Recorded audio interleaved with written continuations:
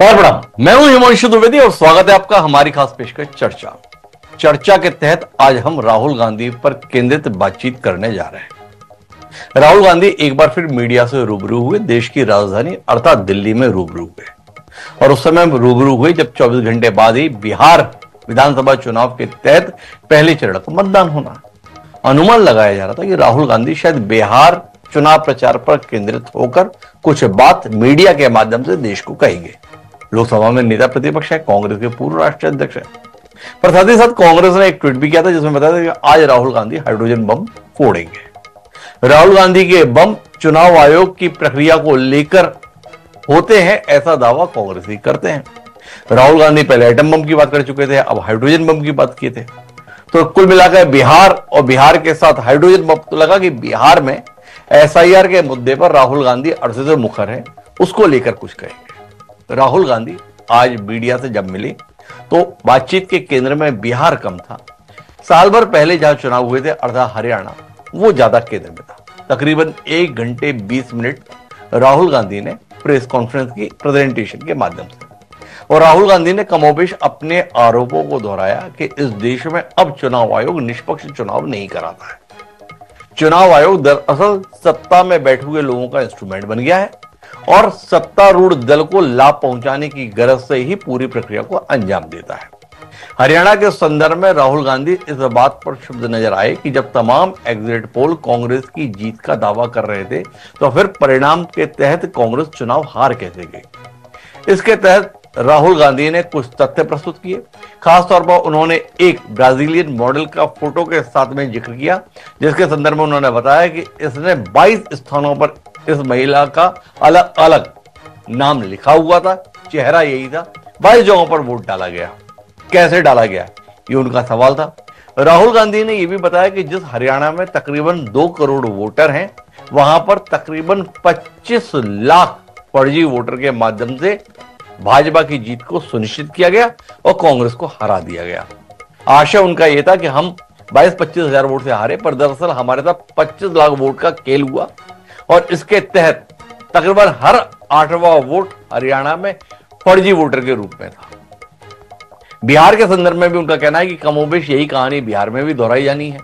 राहुल गांधी अपने साथ 5 लोगों को मंच पर लेकर आए, जिन्होंने यह बताया कि वह जिंदा है, लेकिन बिहार की मतदाता सूची में उनका नाम काट दिया गया है। तब से माहौल सरगर्म है।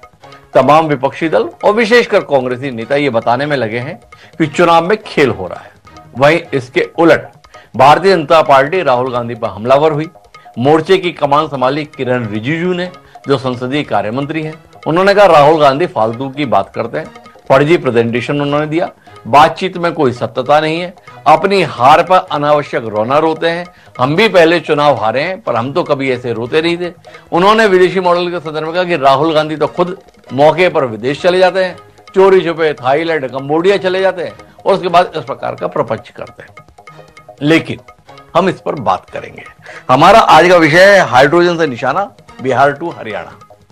क्या राहुल गांधी वाकई सत्य कह रहे हैं? क्या राहुल गांधी की बातों में सत्यता है?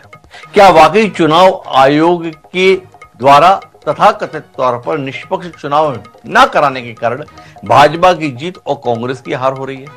अगर ऐसा है तो कांग्रेस नए सिरे से खड़े होने की कोशिश क्यों कर रही है? क्यों कांग्रेस के नेता परस्पर यह बयान देने में संकोच नहीं कर रहे कि जब तक हम आपस में निपटाते रहेंगे तब तक भाजपा का मुकाबला नहीं कर पाएंगे? जिस हरियाणा के संदर्भ में राहुल गांधी चुनाव आयोग को पराजय के लिए जिम्मेदार ठहरा रहे हैं, उस हरियाणा के ही कांग्रेसी हार के लिए कोई शैलजा को, कोई रणदीप सुरजेवाला को और अधिकारी भूपेंद्र सिंह हुड्डा और दीपेंद्र सिंह हुड्डा की जुगलबंदी को जिम्मेदार क्यों ठहराते हैं? और अगर वाकई चुनाव आयोग इस तरीके से काम कर रहा है तो फिर बिहार के संदर्भ में कोई उम्मीद कांग्रेस को है? और अगर एग्जिट पोल या ओपिनियन पोल ही अंतिम परिणाम रहने चाहिए तो तमाम ओपिनियन पोल बिहार में तो एनडीए की चमत्कारिक जीत के संकेत दे रहे हैं। तो मान लिया जाए कि बिहार में अगर इससे उलट परिणाम आया तो इसका मतलब कुछ और ही होगा। ऐसे बहुतेरे सवाल हैं, तो इसी पर एक खुलकर बातचीत करते हैं। 4 खास मेहमान हमारे साथ इस चर्चा का हिस्सा बनने के लिए मौजूद हैं। हमारे साथ इस चर्चा का हिस्सा बनने के लिए मौजूद हैं डॉक्टर वीरेंद्र सिंह चौहान भारतीय जनता पार्टी के प्रखर प्रवक्ता हैं। हमारे साथ महिमा सिंह जी इस महत्वपूर्ण मसले पर चर्चा के लिए मौजूद हैं। राहुल गांधी की कट्टर समर्थक हैं, कांग्रेस पार्टी के राष्ट्रीय प्रवक्ता हैं। देखिए अपने नेता की बात को वो कहां तक आगे बढ़ा पाएंगे। हमारे साथ डॉक्टर आलोक शुक्ला जी इस मौके पर खास तौर पर मौजूद हैं। आलोक शुक्ला जी ने उप चुनाव आयुक्त के तौर पर भारतीय निर्वाचन आयोग में काम किया है, दक्ष प्रशासनिक अधिकारी रहे हैं, समय समय पर ऐसे नाजुक मसलों पर हमारी चर्चा का हिस्सा होते हैं। और इन तीनों के बीच संदीप चौधरी जी की मौजूदगी स्वतंत्र राजनीतिक विश्लेषक के तौर पर मौजूद है। हरियाणा की सियासत को बहुत गहराई से जानते, समझते, बूझते हैं। उनसे भी समझने की कोशिश करके राहुल गांधी के आरोप उच्च चुनाव आयोग के द्वारा समय समय पर दी जा रही दलीलों पर चर्चा की शुरुआत वीरेंद्र सिंह चौहान जी से करें, उससे पहले दो बयानों पर दृष्टि डालते हैं, एक राहुल गांधी की और दूसरी किरण रिजिजू की।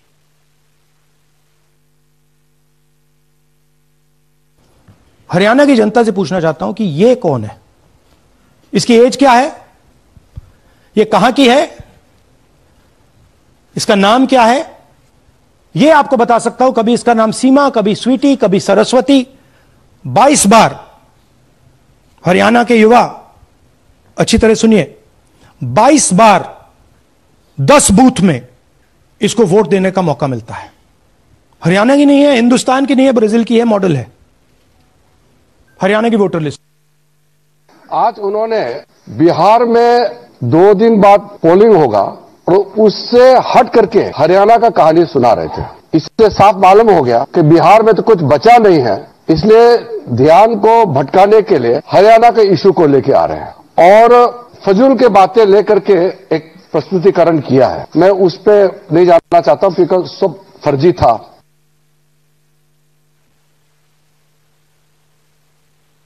तो संसदीय कार्य मंत्री लोकसभा में नेता प्रतिपक्ष के द्वारा कही गई बातों को फर्जी करार दे देते हैं, फिजूल करार देते हैं।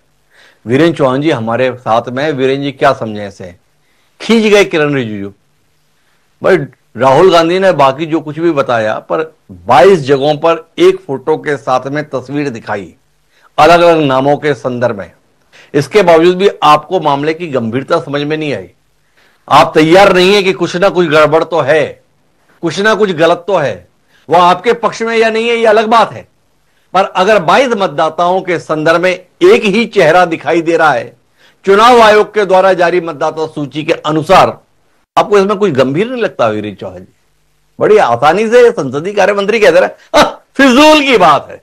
वाकई देखिए सवाल ये है कि राहुल गांधी चुनाव की प्रक्रिया, मतदाता सूचियां, मतदाता सूची की गड़बड़ों को लेकर, चुनाव में गड़बड़ को लेकर, वोट चोरी को लेकर के अब तक जितनी भी बातें करते रहे हैं, क्योंकि उनकी प्रकृति, उनका नेचर, उनमें दिए गए तथ्य वो फिजूल किस्म के ही रहे हैं।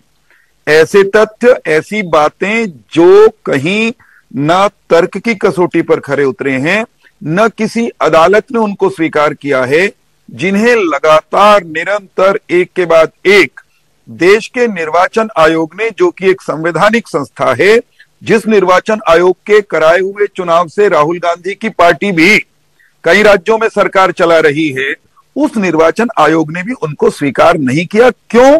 क्योंकि फेक और फर्जी बातें कहना और कहकर फिर नदारद हो जाना, ये राहुल गांधी की कार्यशैली का हिस्सा बन गया है।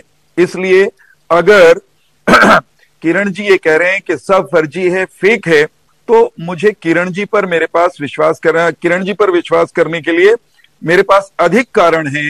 राहुल गांधी, उनके दावे, उनकी बातें देश की जनता भी स्वीकार नहीं करती, देश का बहुमत भी स्वीकार नहीं करता, और भारतीय जनता पार्टी के कार्यकर्ता के नाते मैं भी और किरण जी भी राहुल गांधी के इन तमाम दावों को सिरे से खारिज करते हैं। सिरे से खारिज करते हैं। बात तो दमदारी के साथ आपने कही, पर मेरे सवाल का उत्तर नहीं दिया आपने। राहुल गांधी ने बताया कि 5 कैटेगरी में 25 लाख वोटर चोरी हो गए, 5,21,000 से ज्यादा डुप्लीकेट वोटर मिले, 93,174 मतदाताओं के पते गलत पाए गए, 19,26,351 बल्क वोटर थे। वो तो सब जाने दीजिए। हमने राहुल गांधी के प्रेजेंटेशन का एक छोटा सा हिस्सा आपको दिखाया, जिसमें 22 मतदाताओं के नाम है और सब पर चेहरा एक है। आप कुछ बोले ही नहीं उस पर, आपको उसमें कुछ भी गलत नहीं दिखा। इतनी मजबूती और इतनी दमदारी के साथ आप तो चुनाव आयोग के साथ ऐसे खड़े हो गए मानो भाजपा कार्यकर्ताओं की कोई सूची आपको दिखा दी गई और आपका नैतिक दायित्व हो गया साथ में खड़े होने का। थोड़ा बताइए तो सही, 22 चेहरे मतदाताओं के एक से चुनाव आयोग की मतदाता सूची में, और वीरेंद्र चौहान जी जैसे सुधी प्रवक्ता और पूर्व पत्रकार को कुछ भी गलत नहीं लगा। मैं उत्तर दूं, आपने मुझे पूरा नहीं करने दिया। मैंने ये कहा, और ये मैं ही नहीं कहता, इस देश के चुनाव आयोग ने एसआईआर पूरा होने के बाद भी ईमानदारी से देश के सामने कहा है कि भाई चुनाव आयोग ने एसआईआर करने के बाद भी कोई सूची जो सामने दी है आपको, मतदाता सूची, उसमें भी गड़बड़ियां हो सकती हैं, एरर्स हो सकती हैं, और आप क्योंकि गड़बड़ियां होने की संभावना है इसलिए राजनीतिक दल आपत्तियां करने के लिए स्वतंत्र हैं। मैं ये कह रहा हूं कि राहुल गांधी जो आज चिल्ला रहे हैं कि ये हो गया, 22 जगह एक फोटो था या 222 जगह एक फोटो था, इस तरह की फर्जी बातें कर रहे हैं।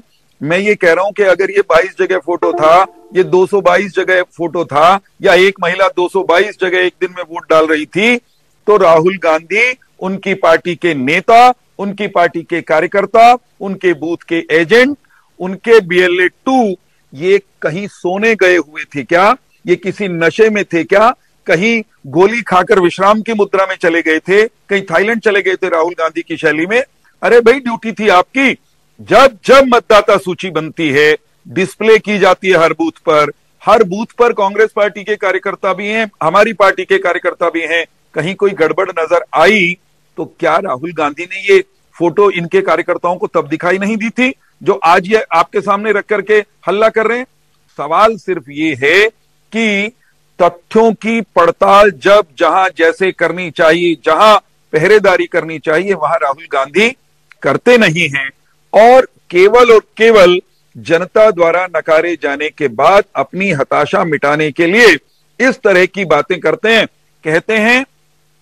हिमांशु जी सुन पा रहे हैं क्या मुझे? हेलो,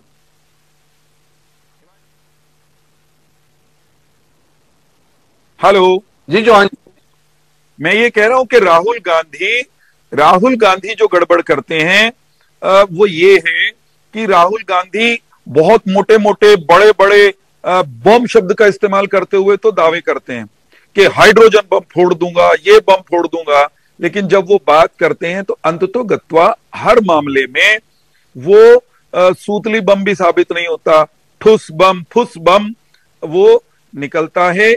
ये सारा जो उनका आज का ड्रामा भी है बिहार चुनाव की पूर्व संध्या पर, ये भी केवल और केवल गुमराह करने की एक साजिश है, इससे अधिक कुछ नहीं है हिमांशु जी। और मैं इससे अधिक कुछ नहीं है। तो चौहान साहब सीधे तौर पर नकारते हैं कि गलती तो हो सकती है, एसआईआर के बाद भी सूची में कोई गलती हो सकती है, पर उसे समय रहते बताना चाहिए।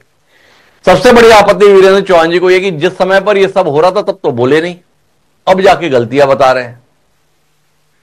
मेरे साथ में महिमा सिंह जी हैं, लेकिन उससे पहले मैं डॉक्टर आलोक शुक्ला जी के पास आना चाहता हूं और आलोक शुक्ला जी से ही जानना चाहता हूं कि राहुल गांधी ने कुछ मुद्दे उठाए, जिसमें वो वीडियो फुटेज डिलीट होने का मुद्दा उठा रहे हैं। ये वीडियो फुटेज डिलीट इसलिए किया रहे हैं कि हम पकड़ ना पाए किसने बार बार वोट दे दिया। वो इस बात पर भी आपत्ति जता रहे हैं कि मतदाता सूची हमें एन मौके पर मिलती है ताकि हम उसका परीक्षण ना कर पाए, हम उसे ठीक कहां से करें। जो एक ही तस्वीर कई वोटर के साथ में, इसको वीरेंद्र सिंह चौहान जी सिरे से खारिज कर दे रहे कि ये कोई बहुत गंभीर मसला नहीं है, छोटी मोटी गलती तो हो सकती है। आलोक शुक्ला साहब आप बताएं, क्या राहुल गांधी राय को पहाड़ बनाने की कोशिश कर रहे हैं या सत्तारूढ़ दल पहाड़ को राय बताने की कोशिश कर रहा है? हम बड़ी उलझन में हैं, राई है या पहाड़ है, थोड़ा मदद कीजिए ना हमारी। हिमांशु जी, इससे पहले कि जो आपने पूछा है वो मैं कहूं, मैं आपको एक दो छोटी छोटी चीजें ये कहना चाहता हूं कि आज जो राहुल गांधी जी की प्रेस कॉन्फ्रेंस थी और इसके पहले की जो प्रेस कॉन्फ्रेंस में उन्होंने बातें उठाई थी, उनमें छोटे छोटे से कुछ फर्क हैं, वो आपके सामने मैं लाना चाहता हूं। इसके पहले जब उन्होंने कहा था तो उन्होंने दिखाया था कि एक ही व्यक्ति है जिसका नाम यूपी में भी है और बॉम्बे में भी है और बेंगलोर में भी है। उसका नाम, उसके पिताजी का नाम सब सेम था और उसका बड़ा अच्छा एक कारण बता दिया गया कि भाई पहले वो यूपी में था, उसके बाद वो बॉम्बे चला गया, यूपी से नाम कटा नहीं, बॉम्बे में जुड़ गया, बाद में वो बेंगलोर चला गया, बॉम्बे से नाम नहीं कटा, बेंगलोर में जुड़ गया, इसलिए 3 जगह नाम हो गया। लेकिन आज की बात बिल्कुल अलग है। एक ही फोटो 22 जगह पर, वो भी विदेशी फोटो, और 10 पोलिंग स्टेशन में अलग अलग नामों से। इसके अलावा 2 पोलिंग स्टेशन में 222 जगह पर एक ही नाम आता है बार बार, एक ही फोटो आता है बार बार, वो भी अलग अलग नामों से। तो ये नहीं संभव है कि हम इसका एक्सप्लेनेशन ये दे पाएं कि साहब वो तो गलती से नाम कटना छूट गया होगा। ये दिख रहा है कि नाम जोड़ा गया है। तो इसमें थोड़ा सा हमको ध्यान रखने की ये बात है। बात ये नहीं है कि वास्तव में उसने कितने वोट डाले या नहीं डाले, वो तो आप सीसीटीवी फुटेज देखें या जो भी देखें वो अपनी जगह, बात ये नहीं है। पर बात ये है कि हरियाणा की जो मतदाता सूची है उसमें बड़े पैमाने पर गलतियां हैं, बड़े पैमाने पर अशुद्धियां, छोटे मोटे एरर नहीं है, और उनको ये कह के नहीं डाला जा सकता कि ये तो मामूली एरर है। ये पहली चीज हमें समझनी पड़ेगी।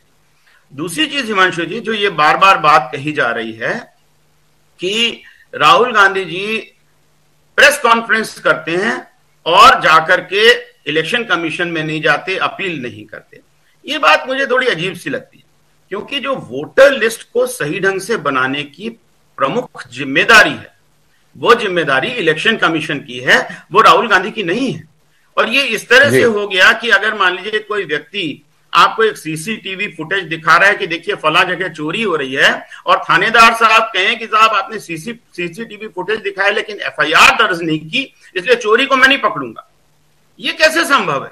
चोरी रोकने की जो प्राइमरी जिम्मेदारी है वो नागरिक की नहीं है। नागरिक की जिम्मेदारी तो केवल सूचना देने की है, प्राइमरी जिम्मेदारी तो थानेदार साहब की है ना। तो इलेक्शन कमीशन ये कह के कैसे बच सकता है कि राहुल गांधी ने शिकायत नहीं करी इसलिए हम कुछ नहीं करेंगे? तो मेरा जो पहली बात है, वास्तव में वोट चोरी हुआ नहीं हुआ ये अलग बात है, लेकिन मतदाता सूची वास्तव में बहुत ही बुरी स्थिति में है, ये तो उन्होंने दिखाया है। अब मेरा ये कहना है, 2 सवाल आपसे करता हूं।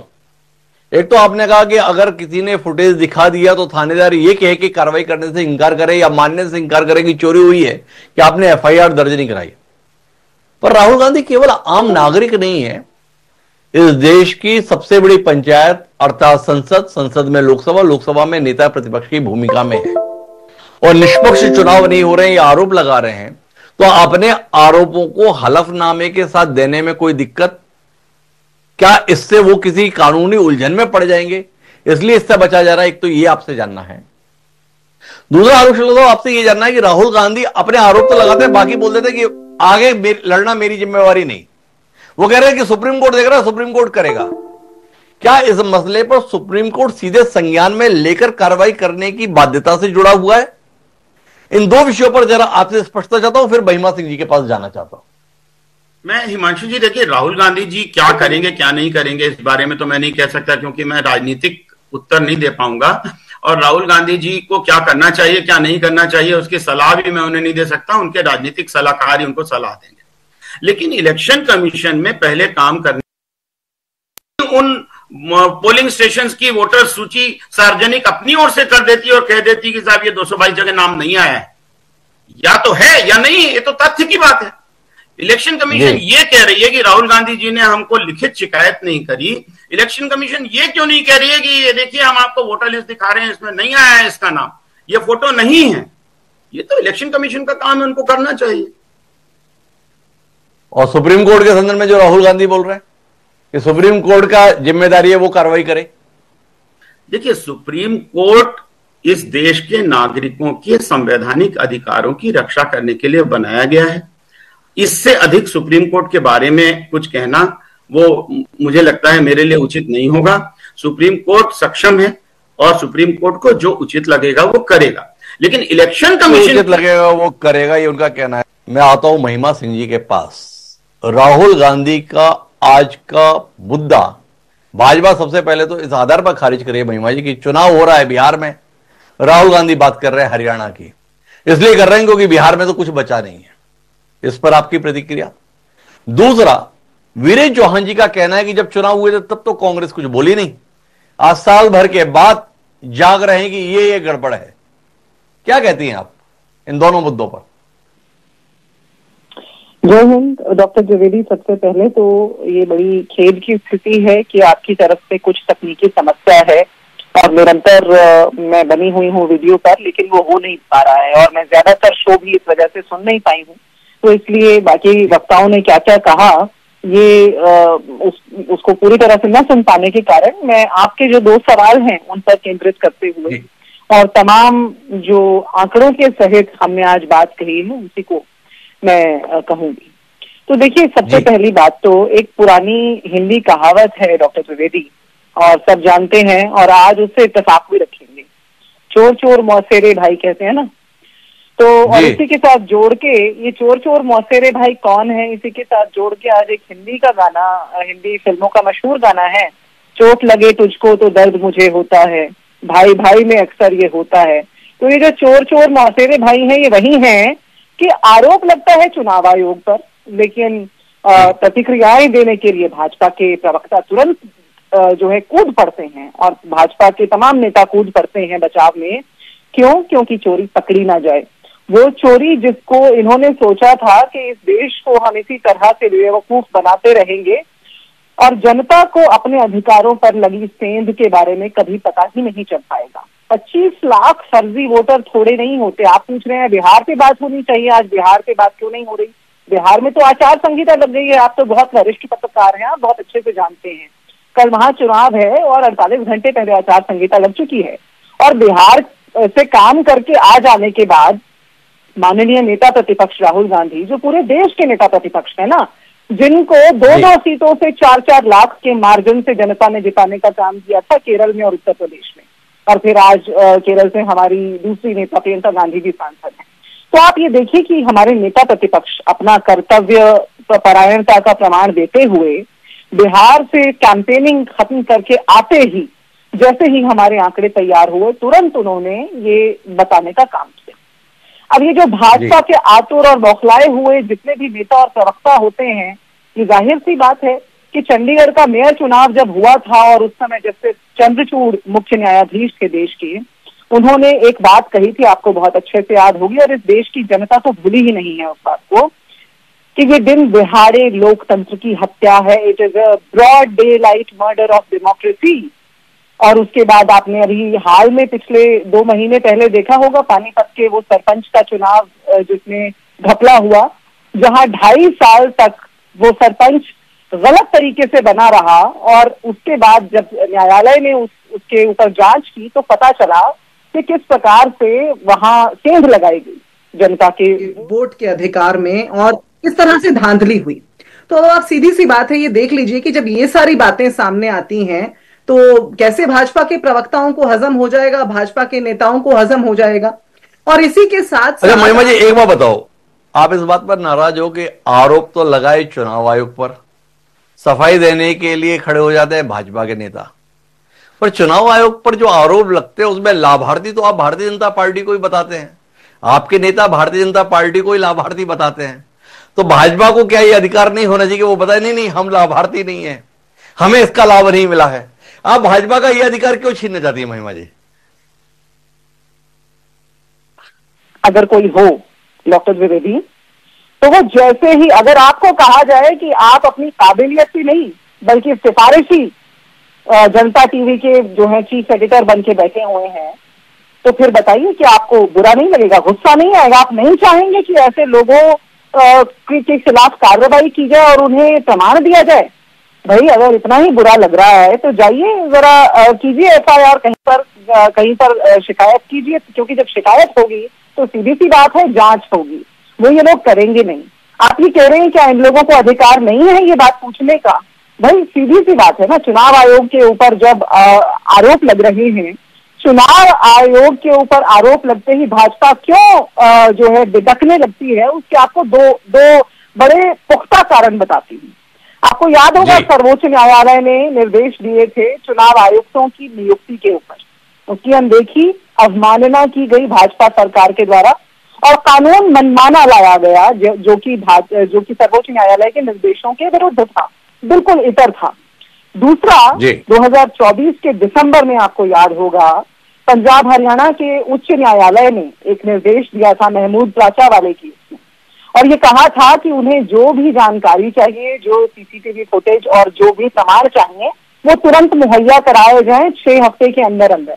अजी 6 हफ्ते तो दूर की बात थी, 2 हफ्ते के अंदर अंदर रातों रात जो दशकों में नहीं हुआ था वो किया गया। चुनाव आयोग द्वारा नियमावली ही बदल दी गई। सीसीटीवी फुटेज जो पहले उपलब्ध होता था उसको बदल दिया गया, और उसके बाद महादेवपुरा और आलंद को लेकर के जब हमने प्रमाण सामने रखे तो रातों रात चुनाव आयोग ने वेबसाइट से डेटा हटाने का काम किया। क्यों? क्योंकि आम व्यक्ति जाकर के वहां पर तुलना कर उसको कंपेयर करने लग गया था, और हर फेसबुक, ट्विटर, इंस्टाग्राम अकाउंट से ये सारी जो जानकारियां थी आम व्यक्ति बाहर लाने लग गए थे और बताने लग गए थे किस तरह नेता प्रतिपक्ष ने बखिया उधेड़ी है चुनाव आयोग और भाजपा की मिली भगत की। तो इसलिए जो सारी बातें हैं सामने आने के बाद, अब देखिए ना, उन्होंने आज बताया, माननीय नेता प्रतिपक्ष ने बताया, राहुल गांधी जी ने, कि हरियाणा में 8 विधानसभा सीटें ऐसी हैं जहां 4000 से कम का अंतर है मात्र, और 25 लाख के फर्जी वोटर, 25 लाख फर्जी वोटर, हिमांशु जी, कितने हो जाते हैं? 12%। कल बिहार में चुनाव है, वहां आप ये देख लीजिए पहले ही 7% डिलीशन हो चुके हैं, 7% वोटरों का नाम काट दिया गया है। और उसी के साथ साथ ये आप मान लीजिए अगर इस लेवल की 12-15% की धांधली हो जाती है तो आप खुद अनुमान लगा लीजिए कि किस तरह से लोकतंत्र। मुझे एक बात समझ में नहीं आ रही, इधर राहुल गांधी बोल रहे हैं कि इलेक्शन कमीशन ऑफ इंडिया फर्जी मतदाताओं को हटा नहीं रहा है, डुप्लीकेट मतदाताओं की बात भी राहुल गांधी कर रहे हैं, और जब एसआईआर हो रहा है जिसमें राजनीतिक दलों के कार्यकर्ताओं की भी भूमिका है उस पर भी आपको ऐतराज है कि एसआईआर क्यों हो रहा है। दोनों बातें कैसे होंगी? राहुल गांधी चाहते हैं कि मतदाता सूची साफ सुथरी तैयार हो, फर्जी मतदाताओं को हटाया जाए, आज भी बोले हैं, और अगर एसआईआर हो रहा है तो आपका कहना है कि ये एसआईआर क्यों हो रहा है? ममता बनर्जी सड़क पर उतरी है संविधान की किताब लेकर। दोनों चीजें कैसे, आपके अनुसार क्या समाधान है, क्या करना चाहिए? देखिए डॉक्टर द्विवेदी, सीधी सी बात है कि आप अगर प्रेस कॉन्फ्रेंस को बड़े ध्यान से देख रहे थे तो उसके अंत में निष्कर्ष दिया राहुल गांधी जी ने। उन्होंने अपने हाथ में जो संविधान की किताब रहती है वो दिखाते हुए ये बताया कि ये समाधान है। आप कह रहे हैं राहुल गांधी कह रहे हैं डिलीशन, उन्होंने तो महादेवपुरा की प्रेस कॉन्फ्रेंस की, उसमें बताया डिलीशन, उसके बाद आलंद की उसमें बताया एडिशन। हम पहले आप कहते थे कि आप ईवीएम के ऊपर सवाल उठाते हैं, नहीं, हमने कभी भी किसी एक फैक्टर के ऊपर सवाल नहीं उठाए डॉक्टर द्विवेदी। हम निरंतर कह रहे हैं पूरी की पूरी चुनाव प्रणाली को भ्रष्ट करने का काम भाजपा और चुनाव आयोग की मिली भगत से किया जा रहा है। मैंने आपको अभी चंडीगढ़ याद दिलवाया, मेयर चुनाव, पानीपत का सरपंच चुनाव याद दिलाया, दोनों जगह कौन लाभार्थी थे? भाजपा लाभार्थी थी। फिर मैंने आपको पंजाब हरियाणा हाई कोर्ट का वो निर्देश याद दिलाया, सुप्रीम कोर्ट का वो जो टीईसी की नियुक्ति वाला था वो याद दिलाया। इन सारी बातों को अगर आप जोड़ करके देखते हैं तो एक बात आपको ये जरूर पूछनी चाहिए जनता टीवी के एडिटर इन चीफ होते हुए और जनता की आवाज होते हुए कि आखिर चुनाव आयोग के कान पर जो भी क्यों नहीं रेंग रही, क्यों नहीं रेंगती, ये महिमा सिंह जी का सवाल है। तो संदीप जी आपके पास आता हूं, क्या कहते हैं? भाजपा कर देती है, वैसे ही जैसे मुख्य चुनाव आयुक्त कर रहे थे ज्ञानेश कुमार जी आके, और कहते थे देश से माफी मांगो या एफिडेविट दो, तीसरा कोई विकल्प नहीं है। इतना समय बीत गया, ना माफी मांगी ना एफिडेविट दिया, चुनाव आयोग क्या कर लिया? जो मुख्य चुनाव आयुक्त तो चिल्ला चिल्ला कर बोल रहे थे कोई विकल्प नहीं। एक दूसरा आपसे जानना चाहता हूं कि राहुल गांधी तथ्यों के साथ बात सामने ला रहे हैं, बड़ी या छोटी, पर यह दिखता है कि चीजों में अनियमितता है, चीजें आपत्तिजनक हैं। वीरेंद्र सिंह चौहान जी कह रहे हैं छोटी मोटी चीजें तो रहती हैं, एसआईआर के बाद भी रहती है। क्या कहते हैं आप? राहुल गांधी के आरोप चुनाव आयोग की विश्वसनीयता को प्रभावित कर रहे हैं? क्या भाजपा की जीत चुनाव आयोग की मेहरबानी का नतीजा है, या राहुल गांधी कांग्रेस की बदहाली के जायज कारणों को खारिज करते हुए और चुनाव आयोग के पीछे अपनी हार छुपाने की कोशिश कर रहे हैं? क्या कहते हैं आप? देखिए हिमांशु जी, अगर राहुल गांधी की बात करें तो राहुल गांधी विपक्ष के नेता हैं और राहुल गांधी ने प्रधानमंत्री का दौर भी देखा, उनके परिवार में ये चीजें रही हैं और उन्होंने कांग्रेस पार्टी के बुरा दौर भी देखा है। अब तो पार्टी उस दौर से निकल रही है, बाहर है। तो मैं नहीं मानता इन चीजों से ऐसे राजनीतिज्ञों को कुछ फर्क पड़ता है। सबसे बड़ी चीज ये है जो आलोक शुक्ला जी ने बताई कि गड़बड़ियां हैं और गड़बड़ियों पर आकर के इस तरीके से सफाई देना या नशे से जोड़ देना या गोली खाकर सोने से जोड़ देना या थाईलैंड से जोड़ देना, इससे ये पता चलता है कि जो सरकार है या जो सरकार के प्रवक्ता हैं वो कितनी गंभीरता से इन चीजों को लेते हैं। वो इन चीजों को भी मजाक समझ रहे हैं। इससे हमारा लोकतंत्र, हमारा प्रजातंत्र खतरे में है। अगर खाली पानीपत की बात होती जैसा महिमा जी ने बताया या खाली चंडीगढ़ की बात होती तो आप मुझे ये बताइए उन लोगों को कौन सी सजा मिली है कोर्ट से, कौन कोर्ट में गया। और सरकार ये चाहती है और सत्ता पक्ष भी ये चाहता है कि राहुल गांधी कोर्ट कचहरी के चक्कर में इन चीजों को उलझा दे और फिर हम कहते रहेंगे टीवी पर बैठकर के ये कोर्ट में है, इसका फैसला आएगा, इसकी जांच हो रही है।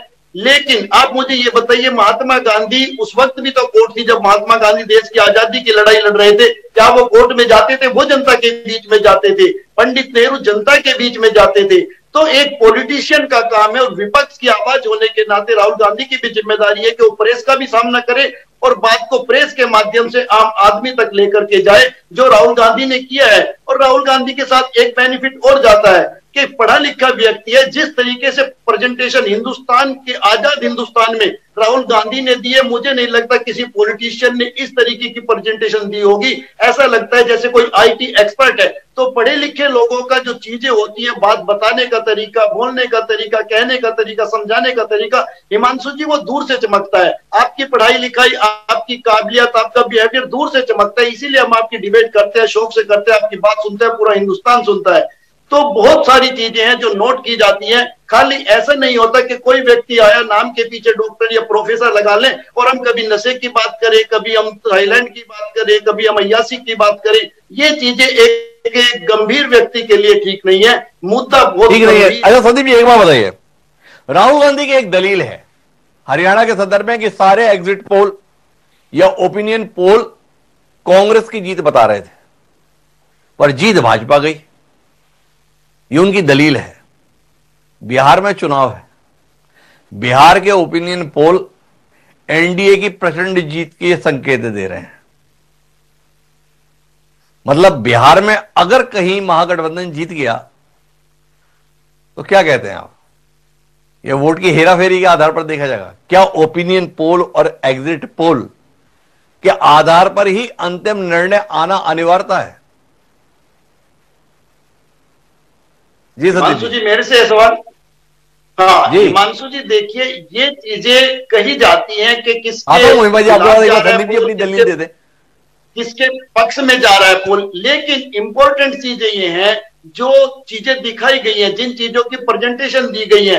चुनाव आयोग का यह काम था कि विपक्ष का नेता है, पूरे देश में बहुत बड़ा पद होता है, प्रधानमंत्री के बाद राहुल गांधी की पद है, जिम्मेदारी है और एक देश की सबसे पुरानी पार्टी से आते हैं। चुनाव आयोग और सरकार का यह था कि इतनी बड़ी प्रेजेंटेशन और इतनी गलतियां अगर बताई गई हैं, इनकी जांच होगी और हमारे जो सांसद है या तो वो जांच करेंगे या हमारे हाईकोर्ट या सुप्रीम कोर्ट के जजों को ये जिम्मेदारी दी जाएगी। लेकिन जिस तरीके से आसाराम ने कहा था कि नहीं मेरा कोई दोष नहीं है, जिस तरीके से राम रहीम ने कहा था मेरा कोई दोष नहीं है, उसी तरीके से अगर हमारी सरकारें कहेंगी कि मेरा कोई दोष नहीं है या ये चीजें ऐसी नहीं है, तो ये चीजें मुझे नहीं लगता ठीक है।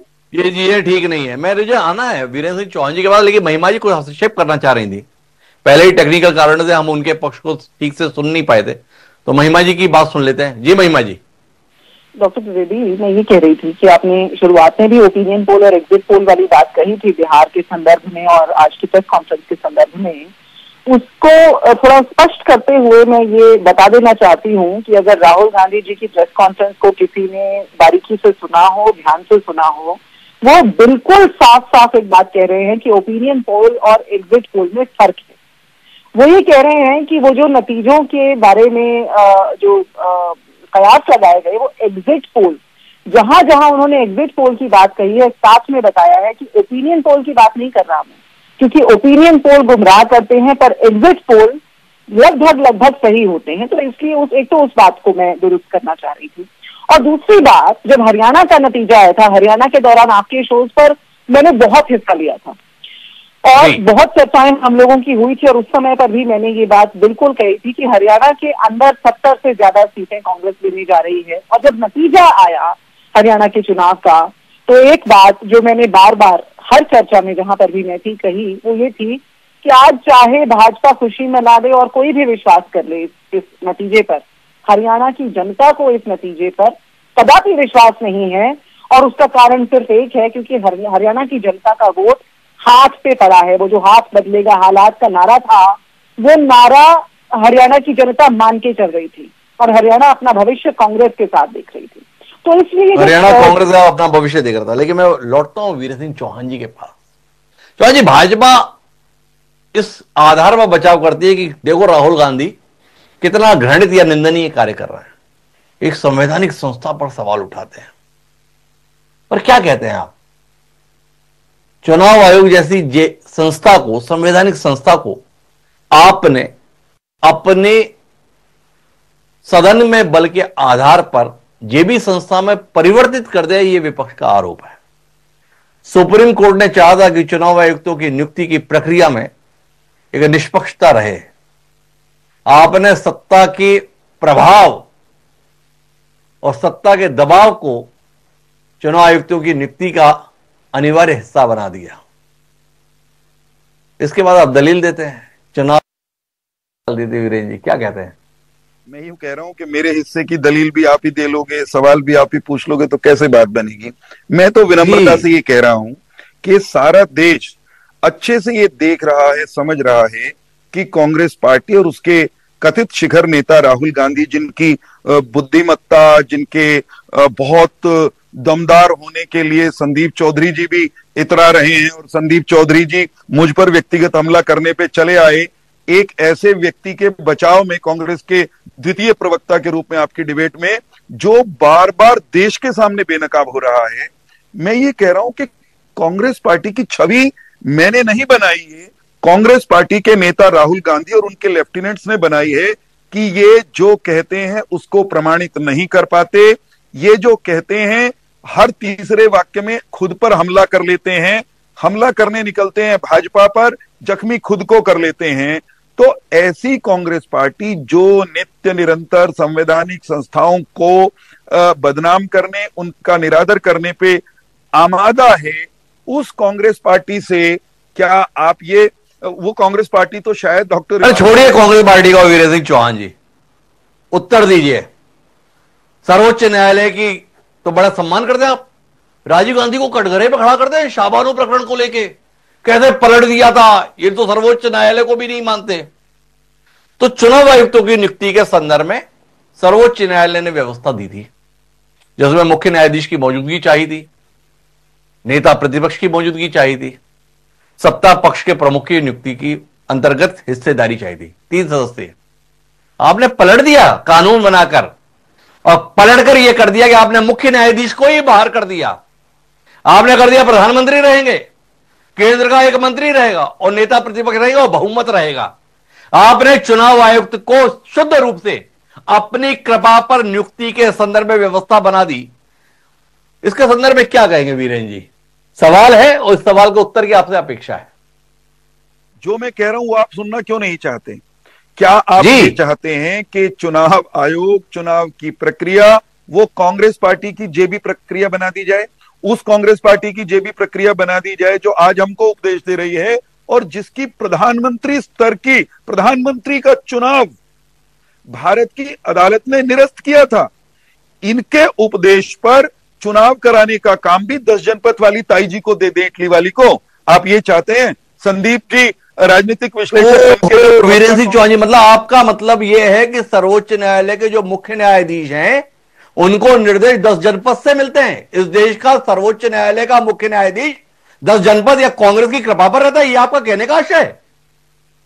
देश की जनता ने देश का संचालन करने का काम, दायित्व निर्वाचित सरकार को दिया है।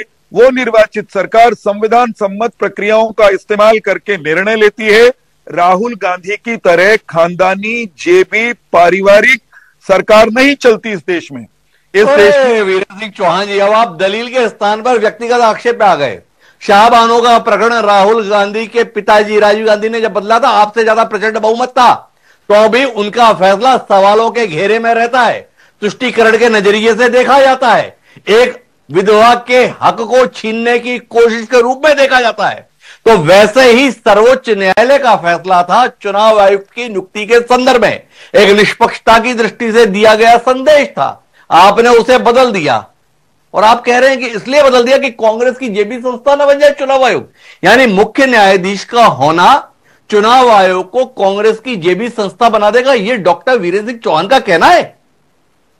मैं तो ये कह रहा हूं, कांग्रेस पार्टी जिस अंदाज में देश चलाना चाहती है वो राहुल गांधी, सोनिया गांधी और 10 जनपद के गिरवी रखना चाहती है। पहले गिरवी रख चुके हैं, देश ने देखा है, प्रमाण है, इतिहास में दर्ज है तथ्य।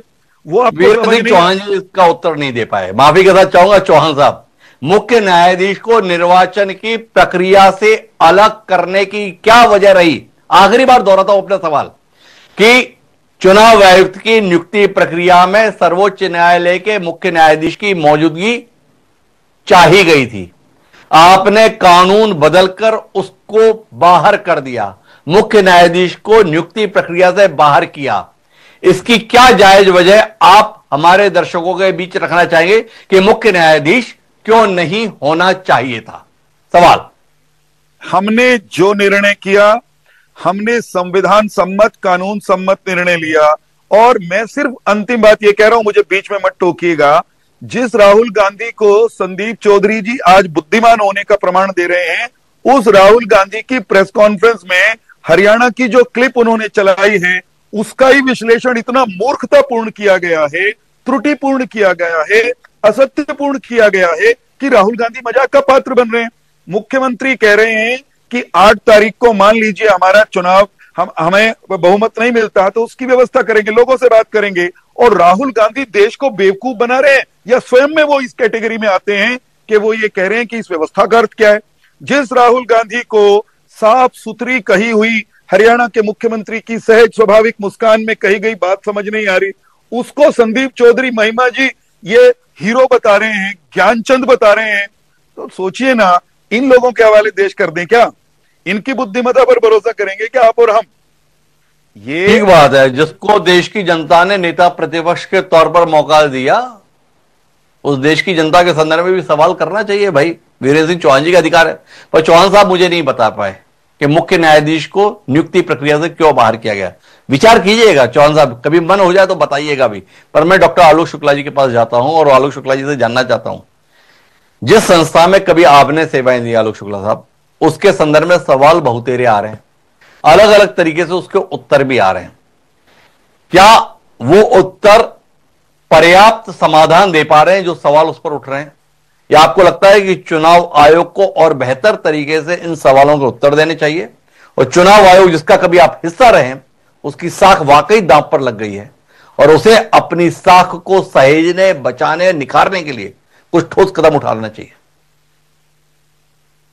हिमांशु जी, मैं तो यही कहूंगा कि चुनाव आयोग को मतदाता सूचियों को अच्छे ढंग से सुधार करके और बिल्कुल सही मतदाता सूची बनाने का काम करना ही होगा, क्योंकि ये उनका प्रमुख दायित्व है। वो दूसरों पर ये नहीं कह सकते कि आपने नहीं बताया इसलिए हमने नहीं किया। कोई बताए या ना बताए, कोई कहे या ना कहे, चुनाव आयोग का काम है कि वो करे। और एक छोटी सी बात जो है, क्योंकि बार बार ये बात उठ रही है कि इसीलिए एसआईआर करा जा रहा है, मैं तो इस बात से बहुत सहमत नहीं हूं कि एसआईआर करे बिना आप मतदाता सूची को सुधार नहीं सकते। मैं आपको अगर समय दें तो मैं आपको बिल्कुल छोटा सा आधे मिनट में एक घटना बताना चाहता हूं। जब मैं चुनाव आयोग में था उस समय मणिपुर में चुनाव हुए थे, और मणिपुर आप जानते हैं कि उस समय काफी बड़ा आतंक का केंद्र था और कोई बहुत सामने आकर के शिकायत करने वाला नहीं था। लेकिन चुनाव आयोग को यह बताया गया था कि इस बात की संभावना है कि एक ही व्यक्ति जाकर के 50, 60, 70 वोट डालेगा और वो कभी गमछा पहनेगा, कभी टोपी पहनेगा, कभी हैट पहनेगा, ताकि आप उसको पहचान न सकें। चुनाव आयोग ने अपनी तरफ से सभी जो प्रिसाइडिंग ऑफिसर थे उनको मोबाइल फोन कैमरे वाले दिए और ये कहा कि आप मतदान करते समय उनकी फोटो खींचिए उसके बाद ही बल्कि ये जो सीसीटीवी की बात पैदा हुई वो उसके बाद शुरू हुई।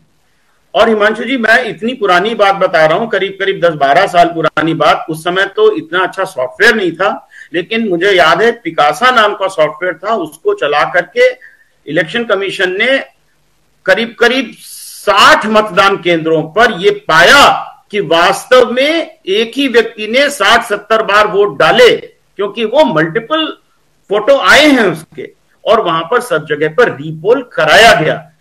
इलेक्शन कमीशन ने ये नहीं कहा कि आप एफआईआर दर्ज कराएंगे तब हम करेंगे। तो अगर 222 जगह पर किसी का फोटो है, तो आज एआई के जमाने में, सॉफ्टवेयर के जमाने में इलेक्शन कमीशन क्यों नहीं ढूंढ सकती इस बात? क्या जरूरी है कि कोई हमसे आके शिकायत करे तब हम करेंगे?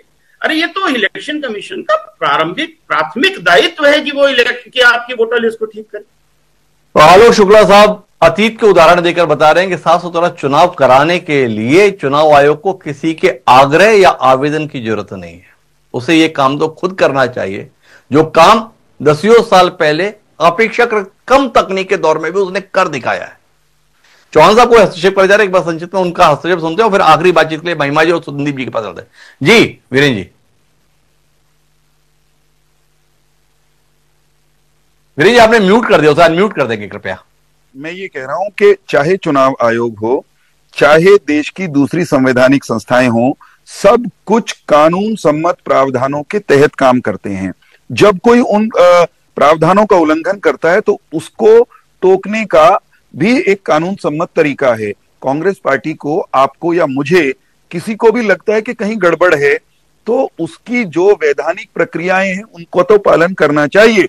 हल्ला करके, शोर मचा के, गाली गलौज करके भाग जाना, फिर माफी मांगते फिरना, ये जो कांग्रेस की आदत हो गई है, इससे कांग्रेस की स्वयं की प्रामाणिकता वो संदेह के दायरे में है।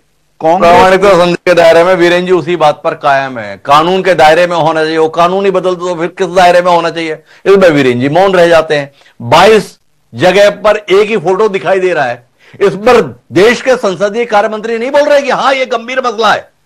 इसका पता चलना चाहिए कि एक ही तस्वीर 22 मतदाताओं के लिए क्यों दिख गई मतदाता सूची में। उन्होंने तो कह दिया कि नेता प्रतिपक्ष फर्जी बातें करते हैं, प्रोपोगंडा करते हैं। लेकिन मैं महिमा जी के पास थोड़ा अलग बात पे आना चाहता हूं। वाकई हरियाणा में आप फर्जी वोटों से हारे। हरियाणा में आपके नेताओं ने बहुत मेहरबानी नहीं की अपनी पार्टी को निपटाने के संदर्भ में। ये शैलजा जी 11 सितंबर के बाद 26 सितंबर को ही प्रकट हुई। महिमा जी क्या कहती हैं? ये टिकटों के वितरण के संदर्भ में जो तमाम बागी उतरे मैदान में, उसके संदर्भ में क्या कहती हैं? वो शमशेर गोगी जी बोले कि अरे चुनाव जीतेंगे, सरकार बनाएंगे, पहले अपना घर भरेंगे, फिर अपने लोगों का घर भरेंगे, फिर तुम लोगों को भी देखेंगे। उसने कोई भूमिका नहीं निभाई। वो आपके प्रत्याशी नीरज शर्मा जी बोल रहे थे हर 50 वोट में एक सरकारी नौकरी देंगे, उसने कोई भूमिका नहीं निभाई। खर्ची पर्ची वापस आ जाएगी, नीरज शर्मा के बयान से ये वातावरण बन गया, इसने कोई भूमिका नहीं निभाई। क्या आप नहीं मानती है महिमा सिंह जी कि चुनाव आयोग, भाजपा की तथाकथित साजिशें अपनी वजह है, पर कांग्रेस पर पर्याप्त मेहरबान रहती है? राहुल गांधी इसके संदर्भ में कब ध्यान देंगे? महिमा जी ये जानने में मेरी दिलचस्पी है, कुछ समाधान करेंगे मेरी जिज्ञासा का? क्यों नहीं डॉक्टर द्विवेदी, आपने बड़ा रोचक सवाल पूछा है। और रोचक क्यों है वो इसलिए है कि आप हरियाणा चुनाव से पिछला 1 महीना याद कीजिए और उसमें भाजपा में से हुए सैकड़ों इस्तीफे याद कीजिए। मुझे तो याद है, और मुझे याद है एक एक करके कैसे कुंडा छिटक रहा था और कैसे हम चर्चाओं में उसके ऊपर बात कर रहे थे, और कैसे हरियाणा भाजपा के अंदर एक अंतरकलह बनी हुई थी। लेकिन कांग्रेस क्योंकि एक लोकतांत्रिक पार्टी है तो वो जग जाहिर होता है। वरना राजस्थान का जब मुख्यमंत्री चुना जाना था वो नजारा याद कर लीजिए ना, जब पर्ची लेकर के वहां प्रभारी पहुंचे और वसुंधरा राजे सिंधिया का वो चेहरा। और अभी हाल ही की भी एक क्लिप आई थी जहां प्रधानमंत्री नरेंद्र मोदी को अपना स्थान दिखाती हुई नजर आई थी। तो भाजपा की अंतरकलह आपको कभी दिखाई नहीं देगी क्योंकि लोकतंत्र नहीं है वहां पर, आपको चुप करके बिठा दिया जाता है। लेकिन वसुंधरा राजे सिंधिया जैसी महारानी बता भी देती हैं, क्योंकि महाराजा महारानी कल्चर भाजपा में ही है।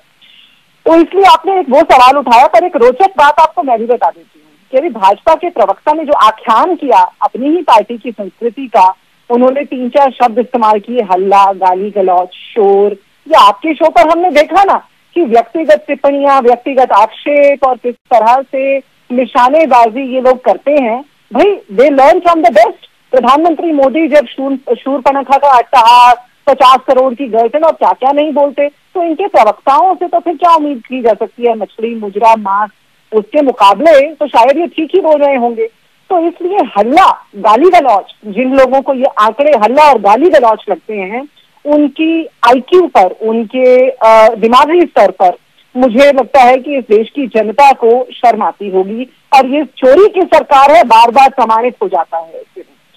आप जो चोरी की सरकार करार देती है महिमा जी, लेकिन मैं संदीप जी जानना ही चाहता हूं कि राहुल गांधी निरंतर प्रेस कॉन्फ्रेंस कर रहे हैं, क्या ये प्रेस कॉन्फ्रेंस कोई समाधान देंगी?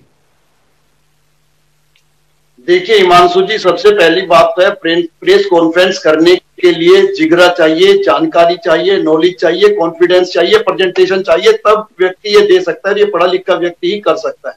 अब मैं एक बात कहना चाहता हूं, मेरे ऊपर आरोप लगा जैसे मैं कांग्रेस की कुछ फेवर कर रहा हूं या कांग्रेस का। मैं ये बताना चाहता हूं, मैं कभी कांग्रेस का सदस्य नहीं रहा, ना मैंने कभी हुड्डा साहब को जूते पहनाए। ये भाजपा की सरकार हरियाणा में आने से पहले ये हुड्डा साहब की गाड़ी में आगे पीछे घूमते थे, उनके जूते चप्पल उठाने का काम करते थे। ये इनको नहीं भूलना चाहिए। मुझे नहीं पता इनकी क्या प्रॉब्लम हुई है कांग्रेस के साथ में, आज जो इतनी नफरत हो गई है। हाँ, जरूरी चीज ये है, जैसा शुक्ला जी ने कहा, बड़ा खतरा है हमारे प्रजातंत्र के ऊपर अगर इस तरीके से चीजें होती रही। और हिमांशु जी, ध्यान देने की बात यह है, खाली चुनाव आयोग को अपना तोता नहीं बनाया गया है, कई चीजें हैं। आप ये देखिए, संजीव भट्ट जैसे लोगों को आज तक इंसाफ नहीं मिला है। पूरा जो लॉबी है आईपीएस आईएएस की, उसको भी तोता बनाया जा रहा है। और सबसे ज्यादा दुर्भाग्यपूर्ण चीज ये है, आप रिसर्च करना, जो हमारी जुडिशरी है उसमें भी बीजेपी के प्रवक्ता आजकल जज बनकर जा रहे हैं और चीजों को सेटल किया जा रहा है। तो आने वाला वक्त कैसा होगा हिंदुस्तान में, बस भगवान ही जानता है। पर भगवान ही जाता है, ये कह दिया। लेकिन ये तो हर दौर में रहा है, जो भी सरकार रहती है वो मनोनुकूल लोगों को ही मुख्य पदों पर लाने की कोशिश करती है। क्या कांग्रेस के दौर में ऐसा नहीं रहा, जो भाजपा की कोशिशों के संदर्भ में हम ऐसे सवाल उठाएं? जिस विचार के साथ में आप जुड़े हैं, उस विचार से जुड़े हुए लोगों को महत्वपूर्ण पदों पर बिठाने के संदर्भ में कोशिशों को कैसे नाजायज ठहराया जा सकता है, बशर्ते अगर उनकी योग्यता भी उस पद के अनुरूप हो। लेकिन जहां तक चुनाव आयोग के संदर्भ में मसला है, चुनाव आयोग की निष्पक्षता निश्चित तौर पर सवालों के घेरे में है। राहुल गांधी के द्वारा तथ्यों के साथ उठाए जा रहे मुद्दे महज उपहास करके हवा में उड़ा देने वाले नहीं। बेहतर होगा या तो इन मुद्दों को तथ्यों के आधार पर खारिज किया जाए, या इन मुद्दों के संदर्भ में भविष्य के लेकर साफ सुथरी मतदाता सूची अस्तित्व में लाई जाए। आप फुटेज को डिलीट कर दें, आप मतदाता सूची को उपलब्ध कराने के संदर्भ में उसको बहुत ही कॉम्प्लिकेटेड कर दें, तो निश्चित रूप से सवाल उठेंगे।